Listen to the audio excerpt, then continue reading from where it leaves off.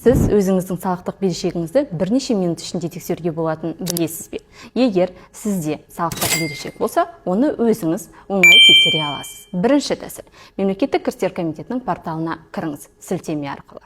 Портал kgd.gov.kz. Әрі қарай салықтық берешектің жоқ бар туралы мәліметтер бөлімін таңдаңыз. ЖСН-іңізді енгізіңіз. Жүйе берешектің бар немесе жоқ екен туралы ақпаратты көрсетеді. Екінші тәсіл. Салықтық берешекті егов мобильді қосымшасы арқылы да тексеруге болады. егов қосымшасын ашыңыз. Мемлекеттік қызметтер бөлімін таңдаңыз. Салықтар мен қаржы бөліміне өтіңіз. Есебі мемлекеттік кірістер органында жүргізілетін берешекті жоқ бар екендігі туралы мәліметті беру қызметін таңдаңыз. Қызметті алу мақсатты.